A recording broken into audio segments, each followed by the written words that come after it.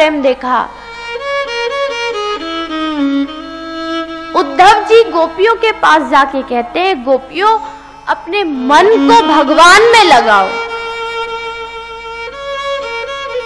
तो गोपियां कहती हैं, अरे उद्धव तू सही कहता है, मन को भगवान में लगाए, लेकिन जिस आदमी के पास मन ही ना हो तो वो क्या करे? मन हो तो भगवान में लगाए, लेकिन जिसके पास मन ही नहीं है वो क्या करे? अरे उद्धव, हर एक आदमी के पास सिर्फ एक ही मन होता है, और हमारे मन को तो हमारा कान्हा अपने साथ द्वारिका ले गया।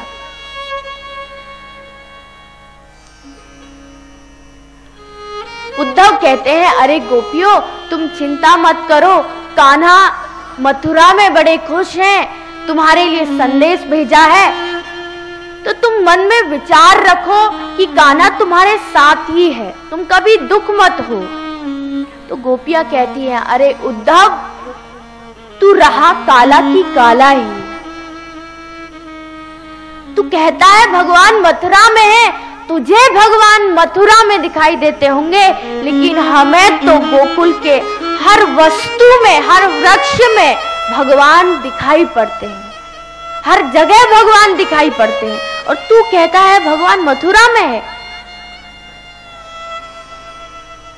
अरे उद्धव तू पढ़ लिख करके इतना बड़ा ज्ञानी बन करके भी रहा आखिर काला की काला ही, तुझे तो कुछ मालूम ही नहीं है।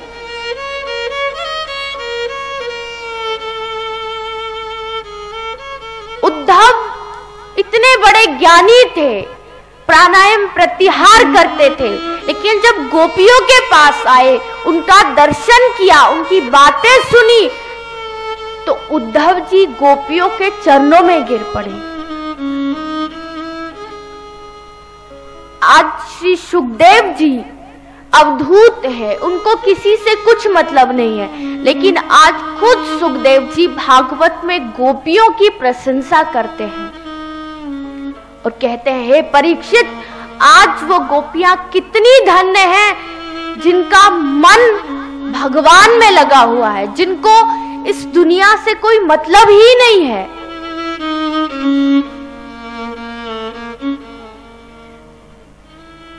उद्धव जी जब गोकुल में रहे तो भगवान श्री कृष्ण मन ही मन उद्धव जी से बातें करते थे। भगवान ने उद्धव जी से कहा, अरे उद्धव तू तो सिर्फ मेरा संदेश देने के लिए गोकुल आया था, लेकिन तुझे तो इतने दिन हो गए, तू वापस क्यों नहीं आ रहा? तो उद्धव जी बोले, प्रभु मैंने गोकुल में किसी को अपना गुरु बना लिया है। तो भगवान बोले, क्या तूने उन ब्रज के गवार लोगों को गुरु बना लिया? तू तो कहता था कि वो तो मेरी भाषा समझ नहीं पाएंगे, गांव के गवार ग्वाला हैं, गोपियां हैं, क्या मेरी बात समझेंगे? अच्छा उद्धव बता, तूने किसको गुरु बनाया? कहीं तूने मेरी मैया यशोदा को तो गुरु नहीं बनाया? तो उद्धव जी बोले, नहीं प्रभु, मैंने मैया यशोदा को गुरु नहीं बनाया। भगवान बोले, अच्छा तूने नंद बाबा को गुरु बनाया? तो उद्धव जी बोले, नहीं, मैंने नंद बाबा को भी गुरु नहीं बनाया। भगवान बोले, अच्छा तूने गोपियों को, ग्वालाओं को गुरु बनाया? तो उद्धव जी बोले, नहीं। भगवान बोले, अच्छा तूने श्री राधा रानी को गुरु बनाया? तो उद्धव जी बोले, नहीं। तो भगवान बोले, अच्छा तो तूने किसको गुरु बनाया? तो उद्धव जी कहते हैं, हे प्रभु, ना ही तो मैंने मैया यशोदा को गुरु बनाया, ना ही नंद बाबा को गुरु बनाया, ना ही गोपियों को गुरु बनाया, ना ही श्री राधा रानी को गुरु बनाया। श्री राधा रानी के जो चरण है, उन चरण के नीचे की जो रज है, मैंने उस रज को अपना गुरु बनाया। क्योंकि वो रज भी कितनी धन्य है जो श्री राधा रानी के चरणों के नीचे बिछी हुई है।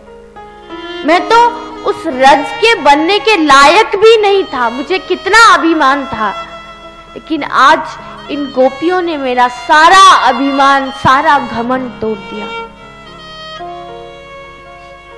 कितना प्रेम था ब्रज में। उद्धव जी जब पूरे गोकुल में घूम रहे थे तो घूमते घूमते उद्धव जी एक वृक्ष के नीचे बैठे थे। तो बैठे बैठे उन्होंने देखा कि उस वृक्ष के नीचे बारिश हो रही है, बल्कि वृक्ष के चारों तरफ कहीं भी बारिश नहीं हो रही। तो उद्धव जी गोपियों से बोले, अरे गोपियों, ये सब क्या है? वृक्ष के नीचे बारिश हो रही है, चारों तरफ बारिश नहीं हो रही, ये कैसा रहस्य? तो गोपियां बोली, अरे उद्धव जी, ये बारिश नहीं हो रही, जरा ऊपर देखो।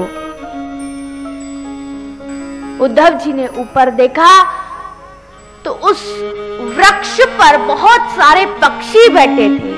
मोर, कौआ, कोयल, चिड़िया आदि पक्षी बैठे थे और उन पक्षियों के आंखों में से आंसू बह रहे थे।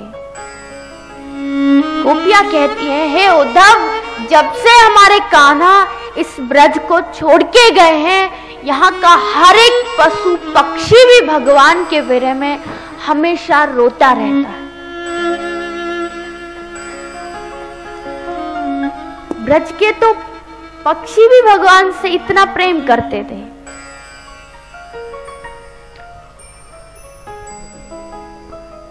एक बार माँ रुक्मणी और सारी जितनी भी भगवान की पत्नियां थी, सबके मन में यह प्रश्न उठा कि भगवान द्वारिका में रहते हैं, हम उनकी पत्नियां हैं, लेकिन आज भी भगवान हमसे ज्यादा उन ब्रज की गोपियों से प्रेम करते हैं, क्यों?